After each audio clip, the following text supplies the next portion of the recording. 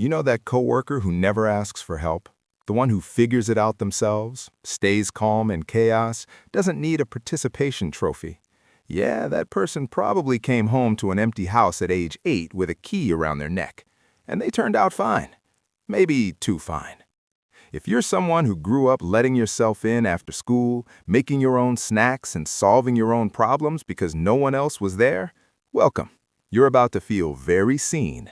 Today, we're breaking down the psychology of Gen X and the silent strength of latchkey kids, the generation society forgot about, but who built themselves anyway. Here's the thing. Between 1965 and 1980, America had a baby bust, Gen X. Only about 65 million of them compared to 76 million boomers before and 72 million millennials after. They were outnumbered from birth. The middle child generation, overlooked. And then their parents did something previous generations didn't. They left. 1970, 43% of women worked. 1980, 51%. 1990, 57%. The divorce rate hit its peak in 1979, 5.3 divorces per 1,000 people. The economy tanked twice. The 1973 oil crisis, the early 80s recession with 10.8% unemployment. Both parents working wasn't a choice anymore. It was survival. And someone had to raise the kids, so the kids raised themselves.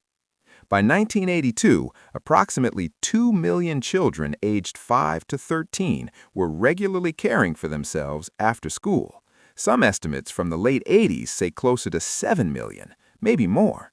They called them latchkey kids, named after the literal house key they wore on a string around their neck, a symbol, a badge, a weight. But here's what's wild. Society panicked about it. Stranger danger was everywhere. Eaton Patz disappeared in 1979, Adam Walsh in 1981. Missing kids started showing up on milk cartons in 1983. The National Center for Missing and Exploited Children was founded in 1984. Crime rates were climbing. Everyone was terrified. And yet, Gen X kids were out there, unsupervised, figuring it out. They had rules, self-imposed rules.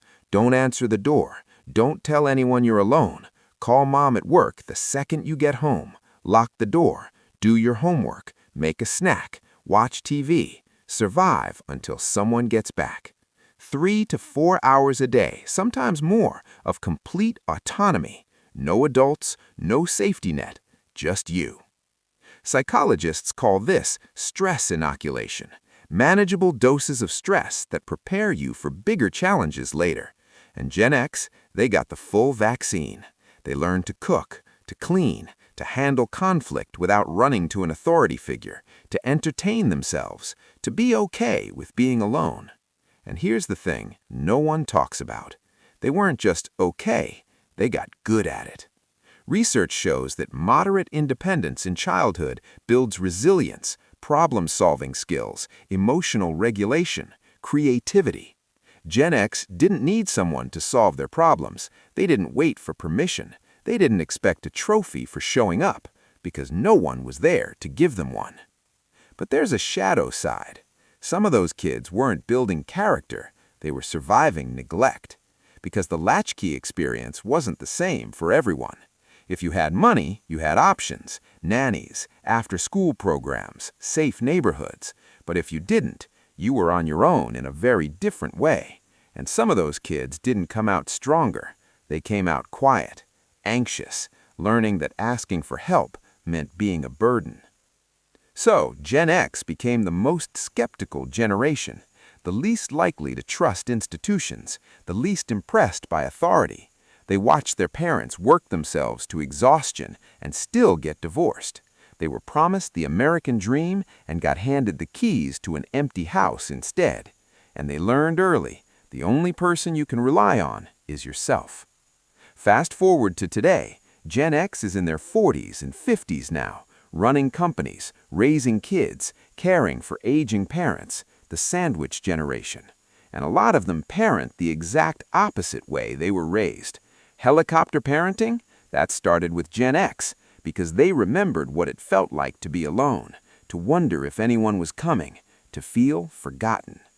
But some of them went the other way, free-range parenting, letting their kids walk to school alone, play outside, unsupervised, make mistakes, because they know something the world forgot.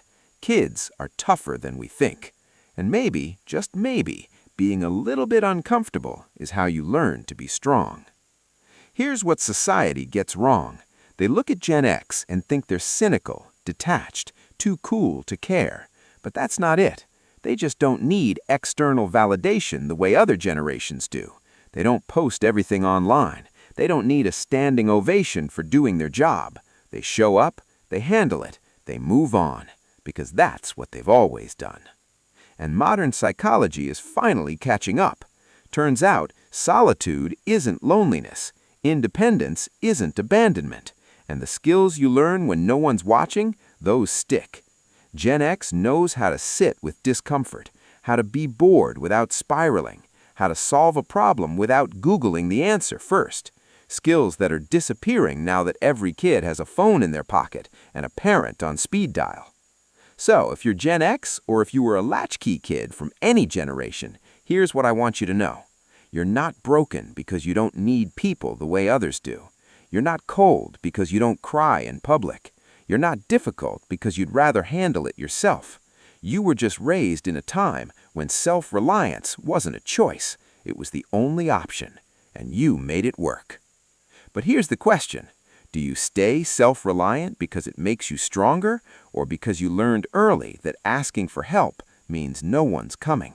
Because one is strength, the other is a wound you're still protecting. Tell me in the comments, are you Gen X? Were you a latchkey kid? Do you think you're stronger because of it, or do you think something was lost? And if you want the psychology most people never hear about themselves, the next video is going to hit different. Click it. You'll see why you are the way you are.